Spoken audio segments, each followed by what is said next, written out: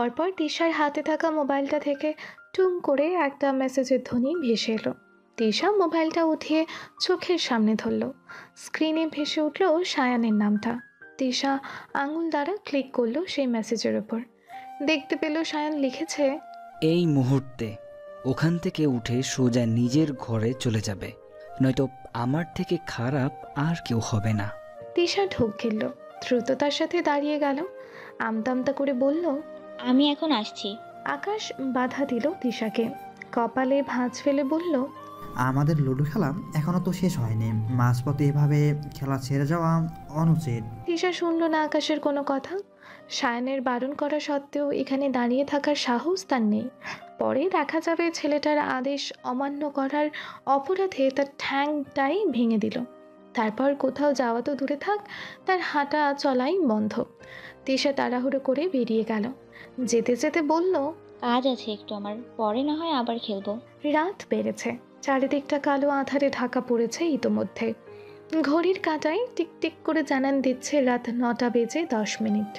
প্রতিদিন রাত 9টার মধ্যেই তিশা ছাদে গেল, আজ আর যায়নি। তখন বাড়ি ফিরেই সায়ান যেই পরিমাণ ক্ষেপে গেল, এখন আবার ছাদে গেলে দেখা যাবে রাগ সামলাতে না পেরে তিশাকে ছাদ থেকে সোজা নিচে ফেলে দিয়েছে, নয়তো কাঁচা চিবিয়ে খাওয়া শুরু করেছে। তিশা তাই আর ভয়ে আজ ছাদে আসেনি, ঘাপটি মেরে বসে রয়েছে নিজ কক্ষে। সায়ান ছাদে এসে আরও কিছুক্ষণ অপেক্ষা করলো তিশার। এমনি সারাদিন কাজের চাপে তিশার সাথে দেখা হয়নি, কথা হয়নি। তখন বাড়ি ফিরে যা একটু দেখা হলো তাও অন্য পুরুষের সাথে। আর এখন মেয়েটা ছাদে আসছে না, মেজাজ বিকরালো সায়ানের। পকেট হাতড়ে মোবাইলটা বের করে কল লাগালো তিশার নাম্বারে। তিশা পড়ার টেবিলে বসেছিল। পড়ায় তার মন নেই, তবু লোক দেখানো বসে থাকা আর কি। এর মধ্যে হঠাৎ করেই কর্ণে মোবাইলের শব্দ পৌঁছালো। তিশা না দেখেই বুঝলো তাকে কে কল করেছে। একবার ভাবলো কলটা ধরবে না, কিন্তু পরক্ষণেই হৃদয়ে ভয় হানা দিল। এমনি লোকটা তার উপরে রেগে আছে, তার উপর সে সঠিক সময় ছাদে যায়নি। এখন যদি আবার কলও না ধরে তবে নির্ঘাত বাসায় এসে খুন করে ফেলবে। তিশা ফাঁকা ঢোক গেল, মোবাইলটা হাতে তুলে কলটা রিসিভ করে কানে ধরল। আমতা করে বলল, সায়ান সালামের উত্তর দিল। পরক্ষণেই ক্রোধে হিসিয়ে উঠল সে। দাঁতে দাঁত চেপে প্রশ্ন করল, এখনো ছাদে আসোনি কেন? এলোমেলো দৃষ্টি ফেলল তিশা। মেকি হেসে বলল, শুনলাম আপনার অফিসে ভীষণ কাজের চাপ, সারাদিনও অফিসেই ছিলেন, নিশ্চয়ই এখন ক্লান্ত অনেক। আপনি বরং বিশ্রাম নিন, আজ আর ছাদে আসতে হবে না। সায়ানের চোখে মুখে শক্ত হয়ে উঠেছে। শাসিয়ে বলল, তা নিয়ে তোমাকে এত ভাবতে হবে না, 5 মিনিটের মধ্যে ছাদে এসো। কথাটা বলেই কল কাটল সায়ান। তিশা ভীত হলো। কিঞ্চিত সময় নিয়ে ভয়ার্থ দৃষ্টিতে তাকিয়ে রইল মোবাইলের পানে। অতঃপর গুটিসুটি পায়ে হাঁটা শুরু করলো ছাদের পানে। কিছুটা সময় অতিবাহিত হতেই ছাদে পৌঁছালো তিশা। ভয়ে ভয়ে সে দরজা ঠেলে ভেতরে ঢুকতেই সায়ান তেড়ে এলো। হ্যাঁচকা টানে মেয়েটাকে নিয়ে নিল নিজের বুকের ওপর। কোমর চেপে জিজ্ঞেস করলো, ওখানে তখন কি চলছিল? তিশার বুকের ভেতর থাকা ছোট্ট কলিজাটা যেন লাফিয়ে উঠল তড়াক করে। তুতলিয়ে বলল। সায়ান দাঁতে দাঁত চাপলো, কটমট করে বলল, যখন বাড়ি ফিরলাম তখন আকাশের সাথে কি করছিলে তুমি? এলোমেলো দৃষ্টি ফেলল তিশা। আমতা করে জবাব দিল, লুডো খেলছিলাম। সায়ানের দৃষ্টি তীক্ষ্ণ হলো। গুরুগম্ভীর কণ্ঠে প্রশ্ন করল, অন্য পুরুষের সাথে তোমার লুডো খেলা কিসের? আমি তো খেলতে চাইনি, সামিরাই জোর করে বসিয়ে দিয়েছিল। সায়ান নিজের মুখটা এগিয়ে নিল তিশার মুখের কাছাকাছি। হিসিয়ে বলল, তুমি কি বাচ্চা মেয়ে যে তোমাকে জোর করলেই তুমি বসে যাবে? তিশার আঁখি ভরে উঠল। ভয়ে কেঁদে দিল মেয়েটা।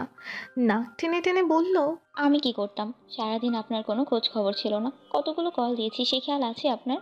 কতটা চিন্তায় ছিলাম আমি, ভীষণ অস্থির অস্থির লাগছিল।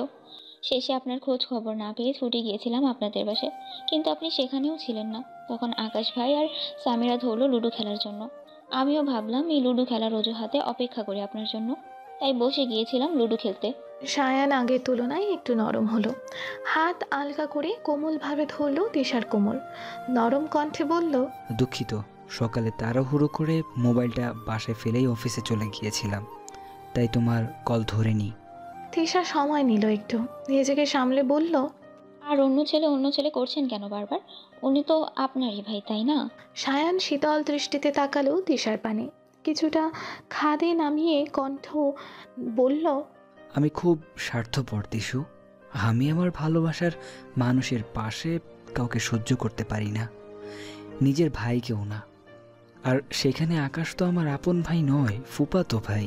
তিশা ছলছল নয়নে তাকালো সায়ানের পানে, আবেগী কণ্ঠে প্রশ্ন করলো। খুব বেশি ভালোবাসেন আমাকে? সায়ান হাসলো, তিশার কপালে ওষ্ঠে ছুঁয়ে বলল। নিজের থেকেও বেশি ভালোবাসি। তিশা কিঞ্চিত সময় নিয়ে তাকিয়ে রইল সায়ানের পানে, অতঃপর হুট করে দুই হাত বাড়িয়ে শক্ত করে জড়িয়ে ধরল ছেলেটাকে, মোহিত কণ্ঠে বলল। আমিও আপনাকে ভীষণ ভালোবাসি। এইভাবে দুজন কতক্ষণ একে অপরের সাথে মিশেছিল জানা নেই, তবে দুজনের এই আবেগঘন মুহূর্তের মধ্যেই হঠাৎ সায়ান মুখ খুলল, তিশাকে প্রশ্ন করলো। তোমার হাইট কত? তিশা সায়ানকে ছেড়ে দাঁড়ালো, ভ্রুকুচকে বলল। হঠাৎ এই প্রশ্ন? যা জিজ্ঞেস করছি তার উত্তর দাও।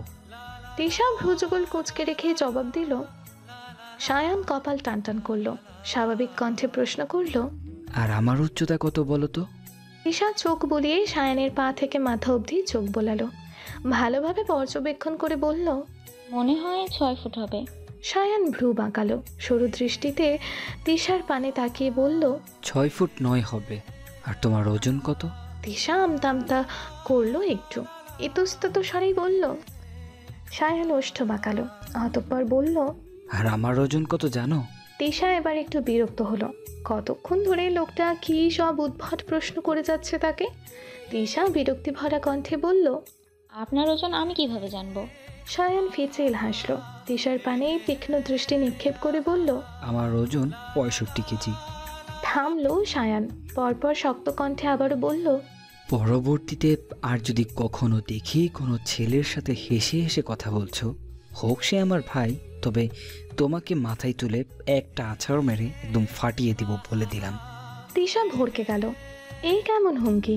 ছেলেদের সাথে কথা বললে আরো কত শাস্তি তো দিতে পারে, তাতে মাথায় তুলে আছাড় কেন মারতে হবে? তিশা তীক্ষ্ণ দৃষ্টিতে তাকালো সায়ানের পানে। সায়ান ততটা পাত্তা দিল না সে দৃষ্টিকে, মেয়েটাকে টেনে নিয়ে বসালো ছাদের বেঞ্চের ওপরে, কিছু না বলেই মেয়েটার কোলে মাথা রেখে শুয়ে পড়ল হঠাৎ, অতঃপর তিশার এক হাত টেনে নিজের মাথার উপরে এনে দিল, চোখ বন্ধ করে বলল। সারাদিন অফিসে একটানা কাজ করতে করতে মাথাটা ভীষণ ধরেছে দিশু, একটু টিপে দাও তো। তিশা গাল ফোলালো, ভেঙিয়ে বলল। সারাদিন তার কোনো পাত্তাও নেই, এখন এসেছে। টিসু, একটু মাথাটা টিপে দাও তো। সায়ান চোখ মেলে তাকালো, হাত বাড়িয়ে টেনে দিল তিশার ফুলানো গাল, হেসে বলল। গাল ফুলালে তোমাকে ভীষণ সুন্দর লাগে দিশু। তিশা ছোট ছোট চোখ করে তাকালো সায়ানের পানে, চিবিয়ে চিবিয়ে জিজ্ঞেস করলো। তার মানে আপনি কি বলতে চাইছেন আমি এমনিতে সুন্দর না? সায়ান বিস্তর হাসলো এবার, আবারও তিশার গাল টেনে দিয়ে বলল। আমার বউটা সর্বদা সর্বরূপে সুন্দর। তিশা মুখ ফুলালো, থামথামে কণ্ঠে বলল। হয়েছে, আর পাম দিতে হবে না। সময় গড়ালো, মাঝখানে কেটে গেল প্রায় একটা দিন। বিকালের সময় এখন, আকাশের সূর্যটা তার তেজ কমিয়ে একদিকে ঢলে পড়তে শুরু করেছে একটু একটু করে। তিশাদের জামা কাপড় ছাদে শুকাতে দেয়া, রোজই গোসলের পর প্রায় সকাল ভাড়াটিয়া তাদের ভেজা পোশাক ছাদে শুকাতে দেয়, বিকাল হলেই আবারও নিয়ে আসে। তিশা এক সিঁড়ি ফেলে অন্য সিঁড়িতে লাফিয়ে লাফিয়ে উঠছিল ছাদে উঠবে বলে।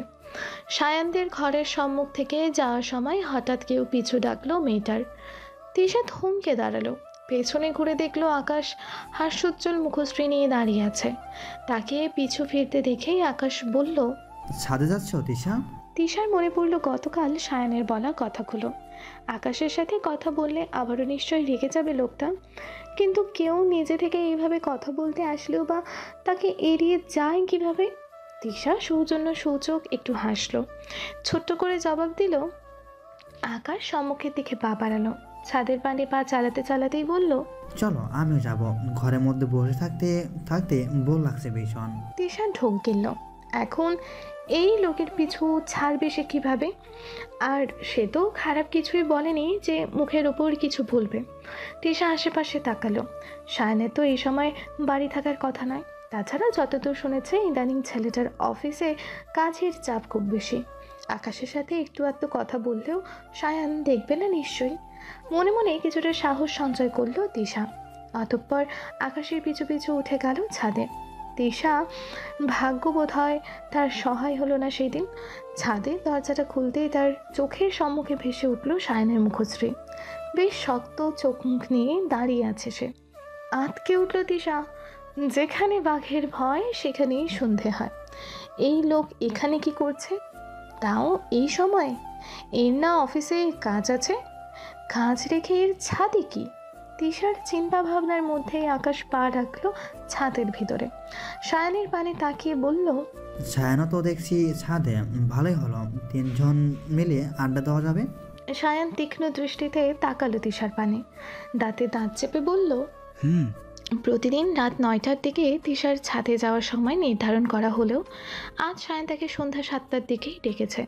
তিশা আর পারল না এই ছেলেকে নিয়ে। মাঝে মাঝে তার ভীষণ আফসোস হয় কেন সে বাড়িওয়ালার ছেলের সাথে প্রেম করতে গেল। সারাদিন শুধু ছাদ আর ঘর এই করতে করতেই চলে যায়। গত কয়েকদিন ধরে ঘর থেকে ছাদে দৌড়াতে দৌড়াতে কয়েক কেজি ওজন কমে গিয়েছে তিশার। মনের মধ্যে বিভিন্ন চিন্তা চেতনা ধারণ করেই ছাদের দরজার সম্মুখে দাঁড়ানো তিশা। হঠাৎ তার স্মরণে এলো বিকালে সায়ান তাকে আকাশের সাথে দেখেছিল। তখনই বেচারার চোখ মুখ থেকে আগুন ঝরছিল। এতক্ষণ তিশা তেমন ভয় না পেলেও এবার বেশ ভয় ভয় লাগছে। সায়ান নিশ্চয়ই বিকালের ঘটনার জন্যই তাকে ডেকেছে। বারবার তাকে বারণ করেছিল তাকে অন্য ছেলেদের সাথে কথা বলতে, তারপরেও সে বলেছে। কে জানে কি করবে এখন, ছাদ থেকে না নিচে ছুঁড়ে ফেলে দেয় কে জানে। ঢোক গিলল তিশা। হাত বাড়িয়ে দরজা খুলে ভেতরে ঢুকতেই কেউ একজন ঝড়ের গতিতে হাতটা টেনে নিয়ে দেয়ালের সাথে চেপে ধরল। হেসে বলল, তোমাকে আমি আকাশের থেকে দূরে থাকতে বলেছিলাম না? তারপর কেন ওর সাথে কথা বলেছ? আর আড্ডা দিতে একসাথে ছাদেও এসেছো? তিশা ভয়ার্থ দৃষ্টিতে তাকালো সম্মুখে। সায়ানের রক্তচক্ষু নিয়ে তার পানেই তাকিয়ে আছে। গলা শুকিয়ে এলো তিশার। আমতা আমতা করে কিছু বলবে তার আগেই সায়ান আবারও মুখ খুলল। ধমকে বলল, উত্তর দিচ্ছ না কেন? তোমার সাহস হলো কি করে অন্য ছেলের সাথে আড্ডা দিতে ছাদে আসার? তিশা ভীত হলো আবারও। সায়ানকে যে করেই হোক ঠান্ডা করতে হবে এই মুহূর্তে, নয়তো আজ তার বাঁচা হবে না। আর তাছাড়া এই রাগের মধ্যে ছেলেটাকে যতই বোঝানো হোক না কেন ছেলেটা বুঝবেই না কিছু। তিশা কিঞ্চিত সময় নিয়ে ভাবল। এরপর হঠাৎ করেই নিজের পা দুটো একটু উঁচু করে চুমু খেলো সায়ানের গালে। সায়ান জমে গেল, বিস্মিত হলো।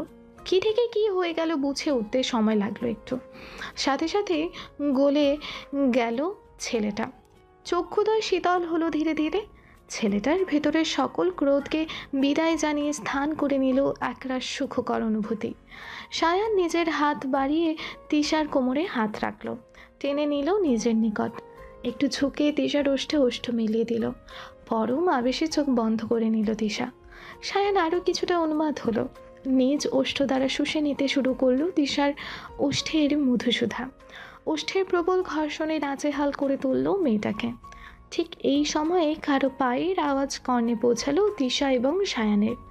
হয়তো ছাদের পানে আসছে কেউ। তিশা দূরে সরে যেতে চাইল দ্রুত, কিন্তু সায়ান যেতে দিল না। এক হাতে তিশাকে শক্ত হাতে চেপে ধরল নিজের সাথে এবং অন্য হাতে বন্ধ করে দিল দরজাটা। ছাদের দরজায় টোকা পড়ল। কেউ দরজা ধাক্কালো জোরালোভাবে, তবুও দরজা খুলল না সায়ান। আর না খুলতে দিল তিশাকে। নিজের ভাবেই নিজের মতো করে সে প্রেয়সীকে চুম্বনে ব্যস্ত। কিছুটা সময় অতিবাহিত হলো। ছাদের মেঝেতে বসে আছে তিশা আর তার কোলের উপর মাথা দিয়ে শুয়ে আছে সায়ান। দুজনের মধ্যেই নীরবতা বিরাজমান। বেশ কিছুটা সময় নিয়ে মুখ খুলল সায়ান, মৃদুকণ্ঠে ডাকলো, টিসু। তিশা অস্ফুট স্বরে জবাব দিল। সায়ান উঠে বসল। তিশার এক হাত টেনে নিজের হাতের ভাঁজে নিয়ে বলল, চলো না বিয়ে করে ফেলি এবার। তিশা লজ্জা পেল খানিকটা, লাজুক কণ্ঠে বলল, আমার বাসায় প্রস্তাব পাঠান তাহলে। সায়ান হাসলো। তিশার হাতটা উঁচিয়ে তার উল্টো পিঠে চুমু খেলো একটা, অতঃপর বলল, বর্তমানে অফিসে কাজের চাপ ভীষণ, চাপটা একটু কমুক, তারপরে তোমাকে নিজের করে নিব। তিশা লাজে রাঙা হলো। এতদিন পর তার স্বপ্ন পূরণ হতে যাচ্ছে। সায়ানকে সে নিজের করে পাবে। তার সম্পর্ক ভাঙার বা হারিয়ে ফেলার কোনো ভয় থাকবে না। সায়ান তাকালো তিশার লাজে রাখা মুখখানার পানে, আলতোভাবে মেয়েটার গালে চুমু খেয়ে বলল, লজ্জা পেলে তোমাকে একদম স্ট্রবেরির মতো লাগে, ইচ্ছে করে কামড়ে কুমড়ে খেয়ে ফেলি। তিশার কান গরম হলো, লজ্জা বাড়লো আরও। ইস, ছেলেটা কি অশুভ মার্কা কথা বলছে, দিন দিন কেমন নির্লজ্জ হয়ে উঠছে। ভোরের আলো ফুটেছে, আকাশের এক কোণে স্নিগ্ধ এক সূর্য উকি দিয়েছে বেশ কিছুটা সময় পূর্বে। ঘড়ির কাঁটা জানান দিচ্ছে কেবল সকাল 6টা। সায়ান ঘুমাচ্ছিল বিছানায় পড়ে পড়ে। সামিরা এসে দাঁড়ালো ফাইজের কক্ষের দরজার সম্মুখে, ধাক্কা দিয়ে ডাকলো, ভাইয়া, এই ভাইয়া, ওর তাড়াতাড়ি। ঘুমের মধ্যে বিরক্ত হলো সায়ান। একটু শান্তিতে ঘুমাবে তাও পারল না। বিরক্তিতে চোখ মুখ কুঁচকে ফেললো ছেলেটা, গলা উঁচিয়ে বলল, তো ঘুমাতে দে, ডিস্টার্ব করিস না, যা সর এখান থেকে। সামিরা মুখ বাঁকালো, হুট করেই বলল, আমাদের নিচের ফ্ল্যাটে তিশা আছে না, ওর তো আজ বিয়ে, তাই ওর মা তোকে ডাকছে একটু। সায়ান চমকালো, লাফিয়ে উঠে বসলো বিছানায়। কি বলল সামিরা? তিশার বিয়ে? কার সাথে? কোথায়? সে কি ঘুমের ঘরে ভুল শুনল নাকি? সায়ান নিজের কর্ণকে বিশ্বাস করতে পারল না। একটু নিশ্চিত হতে আবারও জিজ্ঞেস করলো, কি? কার বিয়ে? সামিরা গলা উচালো, ভেঙচি কেটে বলল, তিশার, আমার বান্ধবী, যে মেয়েটা প্রতিদিন আমার সাথে কলেজে যায়, সেই মেয়েটার। সায়ান দ্রুত বিছানা ছেড়ে নামলো, তাড়াহুড়ো করে খুললো দরজাটা। অতঃপর বাসি মুখে বাসায় পরা 3/4 প্যান্ট এবং টি শার্ট জড়িয়ে রেখেই ছুট লাগালো ঘরের বাইরে। সামিরা পিছু ঢাকলো তার, কপালে ভাঁজ ফেলে শুধালো, এইভাবে কোথায় যাচ্ছিস ভাইয়া? সায়ান কোনো উত্তর দিল না। এইভাবেই হন্তদন্ত হয়ে ছুটে গিয়ে দাঁড়ালো তিশাদের ফ্ল্যাটের সম্মুখে। হাত উঁচে অধৈর্য হয়ে চাপলো কলিং বেল। কিছুক্ষণ যেতেই দরজাটা খুলে গেল। দরজার সম্মুখে দৃশ্যমান হলো তিশার মা। তিশার বিয়ে শুনে যেন হিতাহিত জ্ঞান হারালো সায়ান। সম্মুখে কে আছে তাকে খেয়াল না করে তাড়াহুড়ো করে বাসার ভেতরে ঢুকলো সে। অস্থির কণ্ঠে ডাকলো, টিস্যু, টিস্যু। বিছানায় ঘুমাচ্ছিল তিশা। হঠাৎ সায়ানের কণ্ঠ কর্ণে কড়া নাড়তেই ধরফড়ে উঠে বসলো সে। সায়ান তার বাসায় এসেছে কেন, আর এভাবেই বা ডাকছে কেন? বিছানার পাশে ফেলে রাখা ওড়নাটা তুলে দ্রুত গায়ে জড়ালো, এলোমেলো পায়ে বেরিয়ে এলো বাইরে। এতক্ষণে সায়ানের হাঁকটাকে রাজীব সাহেবও বেরিয়ে এসেছেন। তিনি ভ্রু কুঁচকে সায়ানকে কিছু শুধাবেন এর আগেই হঠাৎ করে সায়ান সকলের সম্মুখে দৌড়ে গিয়ে জড়িয়ে ধরল দিশাকে। অস্থির হয়ে বলল, তুমি আমার, শুধুমাত্র আমার, আমি ব্যতীত তুমি আর অন্য কারোর হতে পারো না। আকস্মিক ঘটনায় চমকালেন রাজীব সাহেব এবং ঝুমা বেগম দুজনেই। গোল গোল চোখে তাকালেন নিজের মেয়ে এবং সায়ানের পানে। তিশা আঁতকে উঠল। এই লোক কি স্থান কাল পাত্র সব জ্ঞান হারিয়েছে? এভাবে তার বাবা মায়ের সামনে জড়িয়ে ধরল তাকে।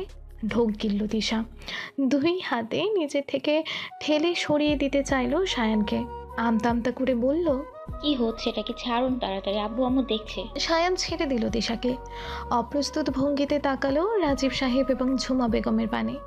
এই দুজনকে সে তো খেয়ালই করেনি, তবে এবার তাদের দেখে লজ্জায় পড়ল বেশ। না, এই লজ্জা রাখলে এখন হবে না। তিশার অন্যত্র বিয়ের আগে তাকে করতে হবে কিছু।